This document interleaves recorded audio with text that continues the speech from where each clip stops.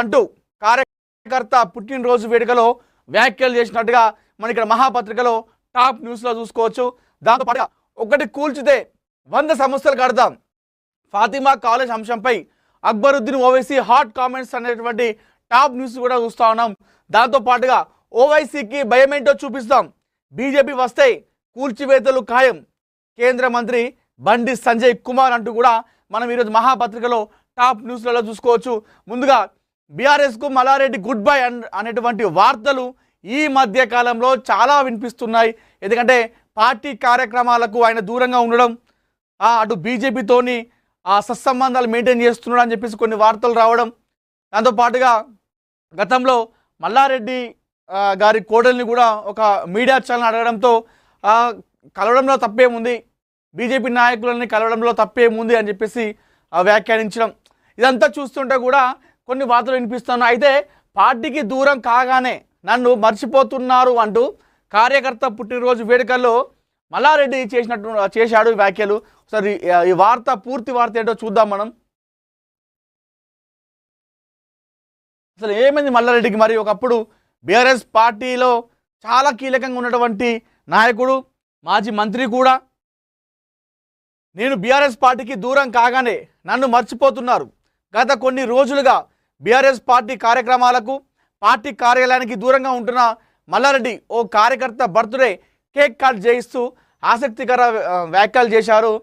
మల్లారెడ్డి, ఆయన కోడలు ప్రీతిరెడ్డి, కుమారుడు భద్రారెడ్డి ముగ్గురు వచ్చే ఎన్నికల్లో పోటీ చేయాలని భావిస్తూ బీజేపీతో సంప్రదింపులు చేసినట్టు ప్రచారం జరుగుతోంది. ఇటీవల మల్లారెడ్డిపై కేసీఆర్ సీరియస్ అయ్యారన్న ప్రచారం నేపథ్యంలో మల్లారెడ్డి వ్యాఖ్యలు కూడా ప్రాధాన్యత సంతరించుకున్నాయి. ఏదైతే మల్లారెడ్డి పార్టీ ఇందాక నేను అన్నట్టు పార్టీ కార్యక్రమాలకు దూరంగా ఉండడం, దాంతోపాటుగా బీజేపీ నాయకులతో సత్సంబంధాలు మెయింటైన్ చేయడము, బీజేపీ పార్టీలో చేరబోతున్నారనేటువంటి వార్తలు బయటికి రావడంతో ఈ ఇష్యూ పైన, ఈ విషయం పైన కేసీఆర్ కూడా మల్లారెడ్డి పైన చాలా సీరియస్ అయ్యారట. అయితే సీరియస్ అయిన తర్వాత మల్లారెడ్డి కూడా పార్టీ కార్యక్రమాలకు దూరంగా ఉంటున్నాడు, ఏ కార్యక్రమానికి కూడా హాజరు కావట్లేదు. అసలు ఎన్నో రాస్తారు, ఒక బయట బీఆర్ఎస్ నాయకులు ప్రతిరోజు కూడా ఒక కార్యక్రమాన్ని చేపడతా ఉన్నారు, ఒక నిరసన కార్యక్రమం చేస్తూ ఉన్నారు. కానీ ఇందులోనూ కూడా మల్లారెడ్డి హాజరు కావడం లేదు. దానికి గల కారణం వచ్చే ఎన్నికల్లో తన కొడుకు భద్రారెడ్డి, తన కోడలు ప్రీతిరెడ్డి, అదేవిధంగా మల్లారెడ్డి కూడా ముగ్గురు కూడా పోటీ చేయాలనుకుంటున్నారట.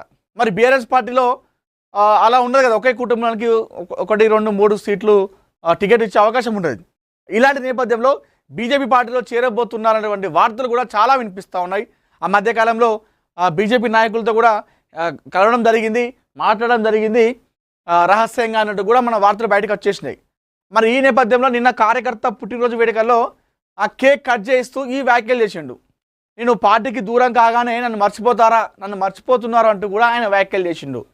అంటే డైరెక్ట్ ఆయన చెప్పేసిండు, నేను పార్టీకి దూరం కాగానే, అంటే దూరం అవుతున్నానని చెప్పేసి డైరెక్ట్ ఆయన చెప్పేసిండు.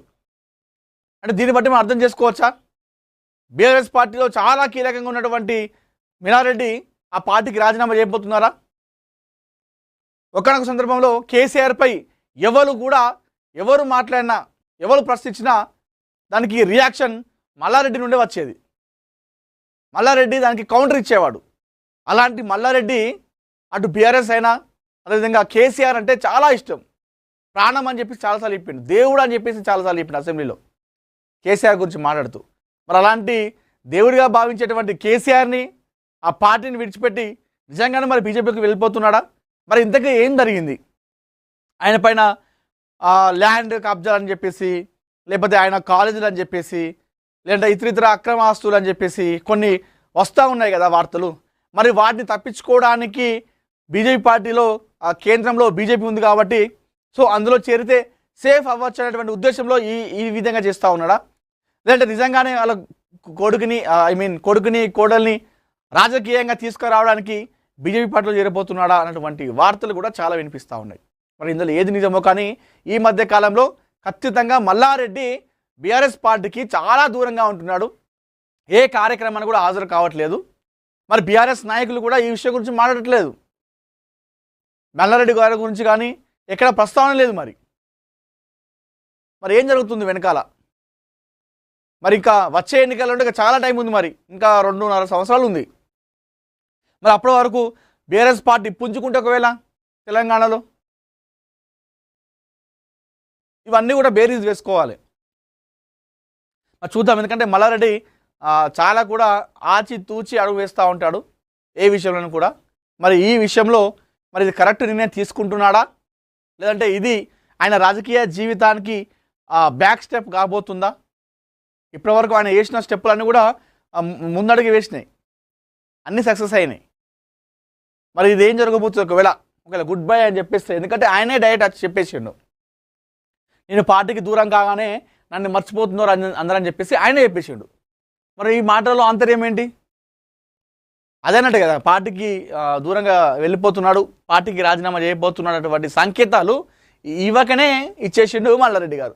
చూద్దాం మరి బీఆర్ఎస్కు మల్లారెడ్డి గుడ్ బై అటువంటి క్వశ్చన్ మార్క్ తొలగేసి అది నిజం అవుతుందా, డాట్ పడుతుందా, ఫుల్ స్టాప్ పడుతుందా అన్నది మనం చూడాలి.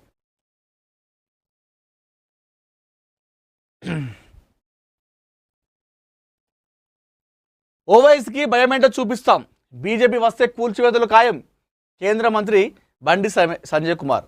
ఫాతిమా విద్యా సంస్థల అధినేత ఎంఐఎం అధ్యక్షుడు అసదుద్దీన్ ఓవైసీకి భయం ఏమిటో చూపిస్తామని కేంద్ర హోంశాఖ సహాయ మంత్రి బండి సంజయ్ కుమార్ తీవ్ర స్థాయిలో విరుచుకుపడ్డారు. కాంగ్రెస్ ప్రభుత్వం ఇస్తున్న రాజకీయ అండతోనే ఎంఐఎం నేతలు చట్టాలను న్యాయస్థానాలను సైతం లెక్క చేయకుండా వ్యవహరిస్తున్నారని ఆరోపించారు.